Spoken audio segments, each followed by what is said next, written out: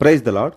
பொதுவாகவே பைபிள்ல சிறந்த தேவ மனிதர்கள், சிறந்த வீரர்கள் என்றாலே நமக்கு நினைவில் வருவது ஆபிரகாம், மோசே, தாவீது, தானியேல் போன்றவர்கள் தான்.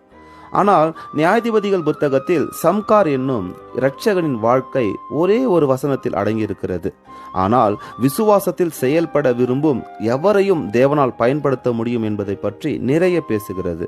அவர் தன் கையில் ஒரே ஒரு தாற்றுக்கோலை வைத்து 600 பேரை கொன்று ஒரு பெரிய தாக்கத்தை ஏற்படுத்துகிறார்.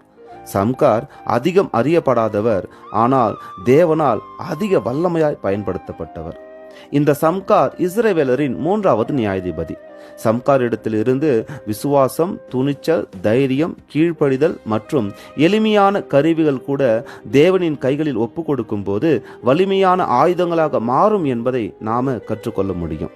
சம்கார் என்பதின் அர்த்தம் பானபாத்திரக்காரன் அல்லது போர்வாள். பாருங்க, அந்த பெயரிலேயே அவருடைய வாழ்க்கை அடங்கியிருக்கு. எளிமையானவர் எப்படி வலிமையானவராக மாறி இஸ்ரவேலரை ரட்சிக்கப் போகிறார் என்பதை பார்ப்போம்.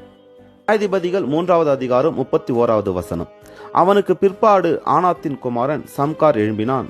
அவன் பெலிஸ்தரில் 600 பேரை ஒரு தாற்றுக்கோலால் முறியடித்தான். அவனும் இஸ்ரவேலை ரட்சித்தான்.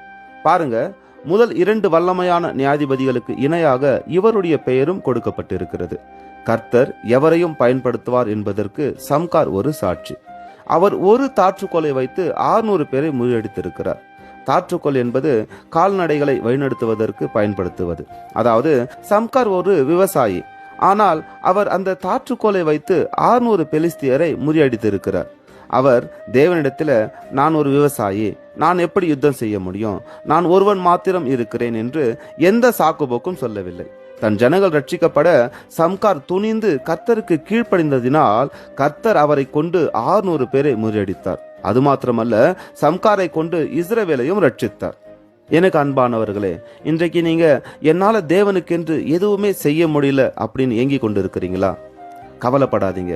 சம்காரின் வாழ்க்கை உங்களை தட்டி எழுப்ப போகிறது.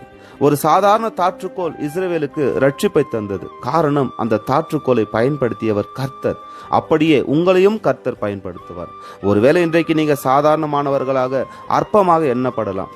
ஒரு சாதாரண விவசாயியை கர்த்தர் ஒரு வல்லமையான போர் வீரனாய் மாற்றினார் என்பதை மறந்துடாதீங்க. இந்த தாற்றுக்கோலை வைத்து எப்படி 600 பேரை முறியடிக்க முடியும் என்று சம்காருக்கு தேவன் மேல சந்தேகம் வரல. அதே போல நீங்களும் உங்கள் மேல சந்தேகப்படாமல் சாக்குபோக்கு சொல்லுவதை விட்டு தேவனிடத்தில் உங்களை ஒப்பு கொடுங்க. உங்களையும் தேவன் வல்லமையாய் பயன்படுத்தி உங்களை கொண்டும் அநேகரை ரட்சிப்பார். ஆமேன்.